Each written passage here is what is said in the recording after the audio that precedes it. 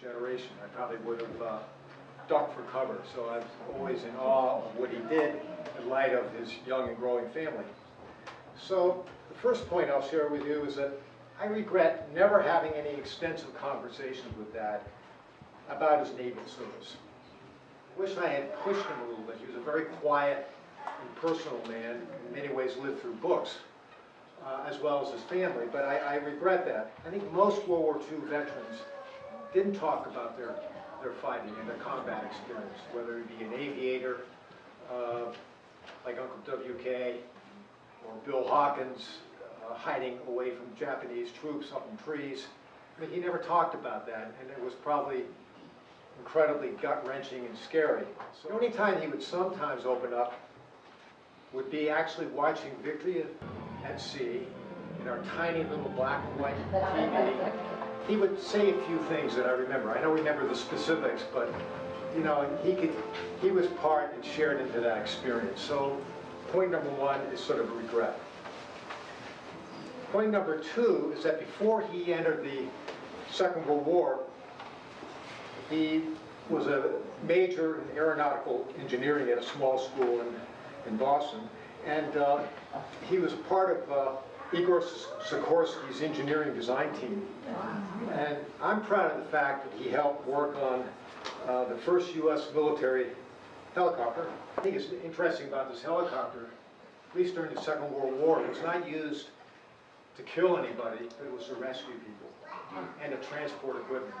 He was also a naval inspector, and he lived in Bridgeport, which then was a thriving manufacturing city as compared to today. It's sort of a shell of a city, and one wonders whether it'll ever turn around.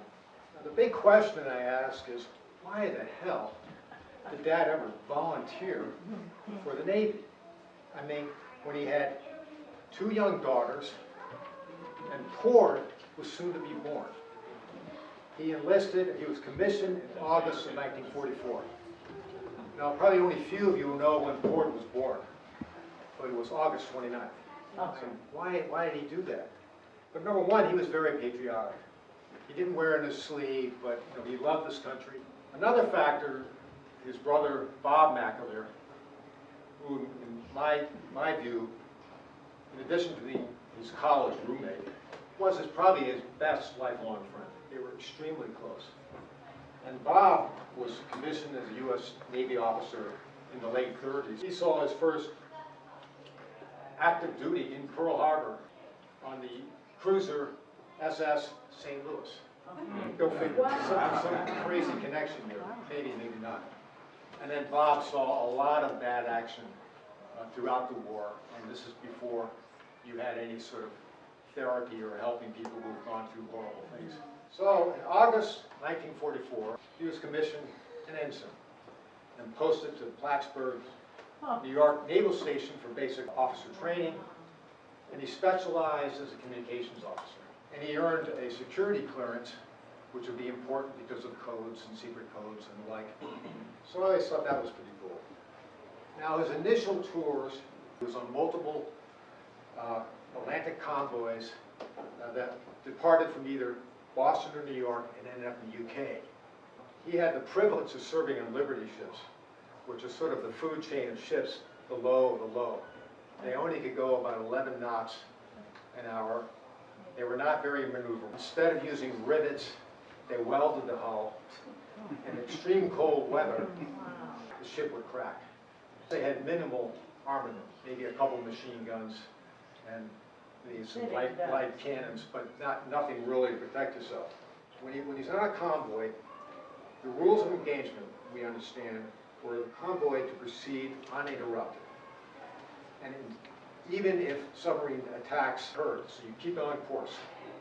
Escort destroyers would patrol the outside of the convoy to seek out submarines and only circle back to pick up sailors from torpedo ships. If you had to leave your ship, it was sinking in the North Atlantic, and you had a life jacket,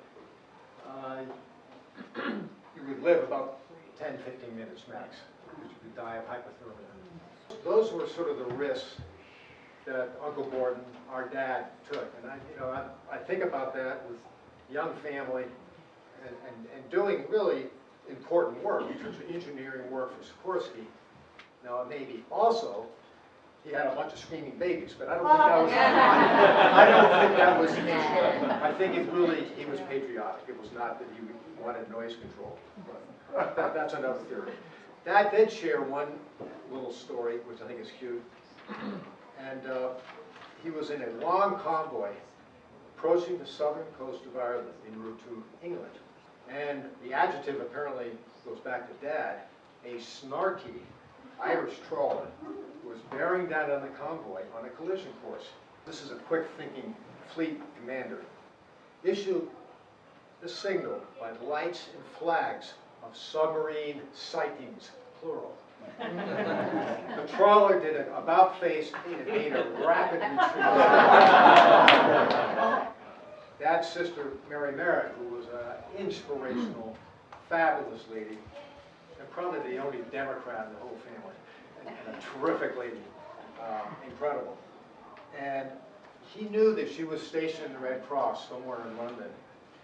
And after multiple journeys, back and forth, he finally caught up with her. We think it was on VE, or Victory Europe Day. And they gathered, we believe, the family lore in Piccadilly Square. They had a nice reunion. Dad probably had a couple of scotches or more. I don't know what Mary drank in those days. I remember Dad sharing this.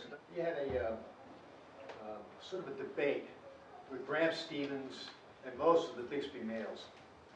And Dad felt, because of all the war effort, the rationing, what have you, that Winston Churchill was on tenuous ground in terms of continuing to be Prime Minister. And shortly after VE Day, they had an election, and Clement Attlee came. And Dad was not surprised about it, because he was spending, albeit short period of time, and he could just sense, listening to people, talking to people, that they're getting tired of the rationing, they're getting tired of all this stuff, and they wanted to try something new. Now, during his last year in service, and this is actually a funny story, from the summer of 1945 through August of 46, and surprise, surprise, when he got back August of 46, I'm born March, good things happen. I'm pretty good at math. Dad served in the Pacific Theater, and it's interesting. Guess where he was on VJ Day? Okay, time's up. He was in Bolton Landing. Oh. And the cute story is, they were having a joyous dinner celebration at the Stevens cottage. And Dad was all dressed up and looked very handsome in his white dress uniform.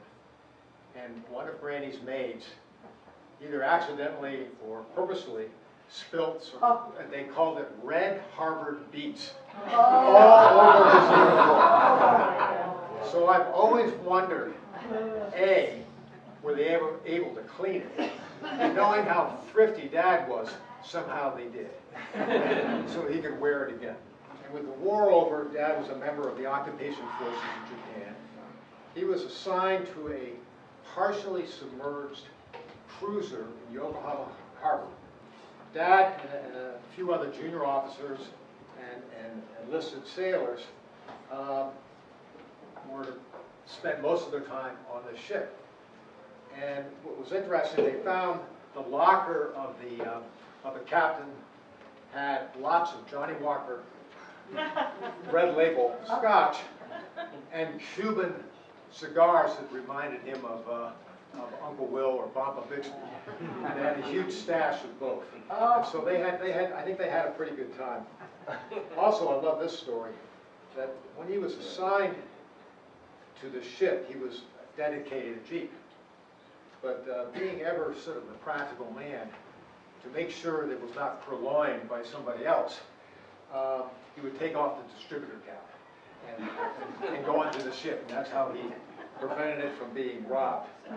And I think his most arduous task was on weekends when, again, this is another Dad adjective, some of his fellow sailors on the ship got too frisky that he'd have to bail him out of the pokey.